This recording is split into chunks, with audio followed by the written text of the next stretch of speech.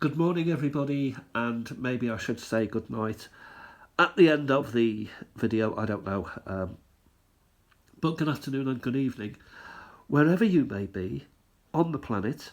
If you are interested in stamps and you're looking at my video, thank you ever so much. I'm pretty humble about that, because you know what? There are some people out there who've got some fantastic collections, and they do some fantastic videos, and it's so inspiring to listen to and to see their stuff. And this is my humble addition to that sort of genre, that community that is being built as we speak across the globe. So what am I looking at today? Well, we're going to have a little look at how are things going. Yes. How are things going with various collections? And we're going to, well, what I'm going to do is have a look at just a few that I haven't spoken about for a while, and a couple that I've just started.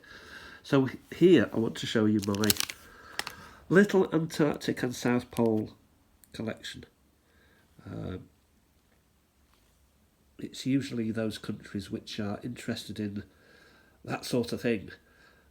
GB, Australia, New Zealand, and indeed the Australian Antarctic Territory, which would be an area of Antarctica that has been claimed by the Australians, though apparently nobody is allowed to own any part of Antarctica, and I think it's been cut off from all sorts of ideas of further proper exploration. It's purely about science now, rather than stripping it of any assets.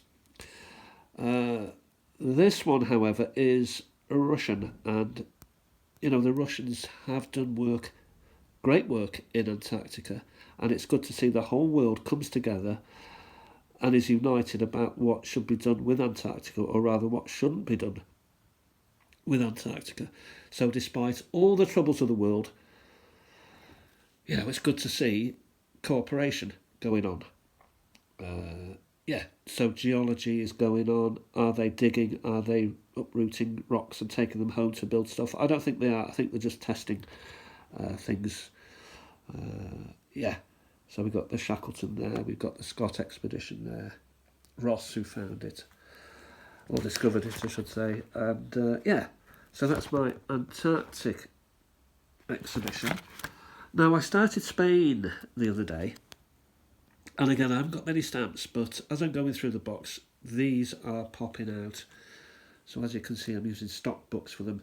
Two of those, this was produced yesterday, so two of those.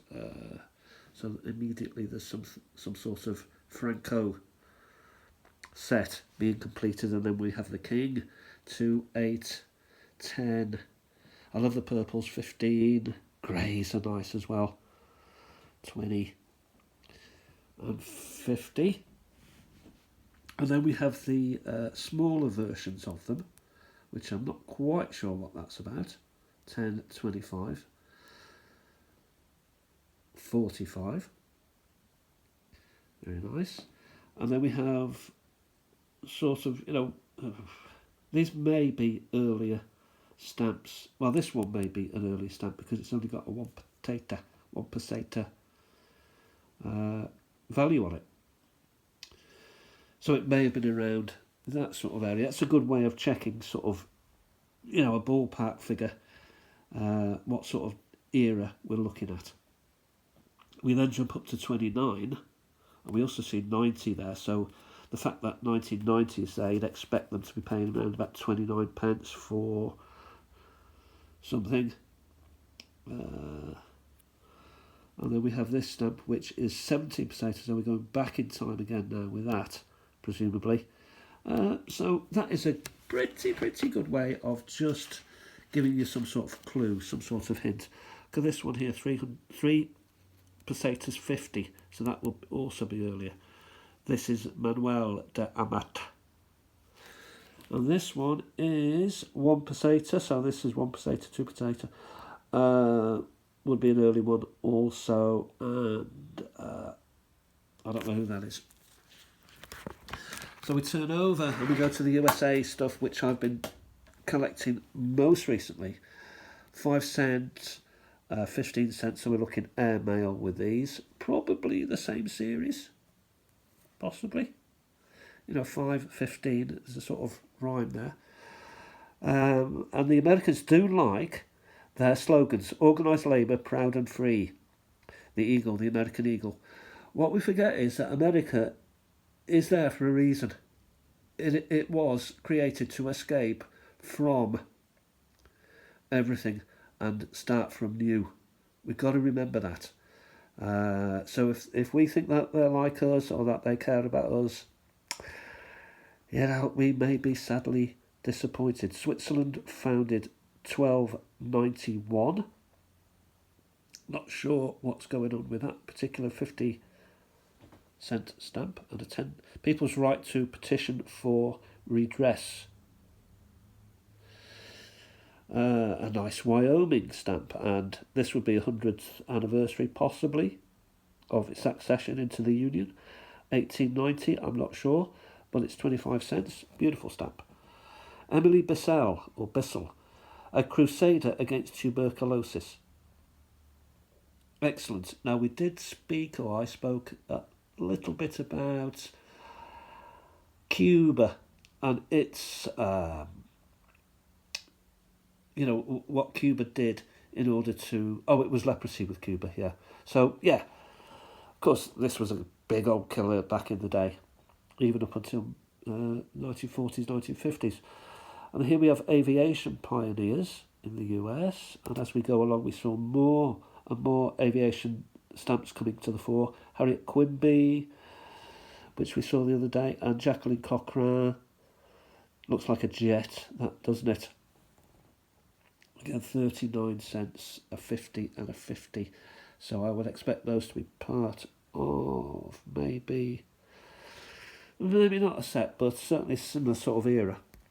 Hope for the crippled.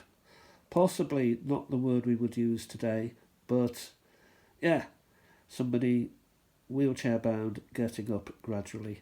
That's a beautiful stamp. 6 cents, so it is quite an old stamp where maybe the word crippled would be used back in the day. We'd call it disabled now, or I don't actually know what we call it now, because things change pretty quickly.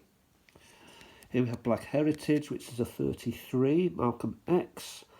So we're looking into more diversity amongst the stamps here. And then we go down a bit, and American Schools Living Future Foundation. It's a bit butchered, but it's just about deemed worthy because it's a little bit different in as much that the postmark is purple. I don't know. Airmail stamp here, 15 cents US, liberty for all. You see, the Americans didn't think there was any liberty in Europe. That's why the Americans wanted to run their own stuff. And they still have that sort of idea to this day. Yosemite, so that is a national park, 25 cents, nice pair. Yeah.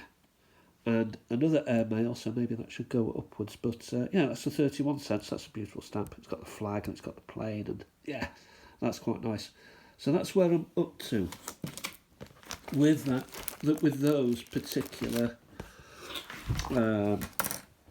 collections. We'll just have a look at India, because those will be the Spain, USA, and India, the ones that I'm particularly interested in at the minute. And I have been filling out a couple more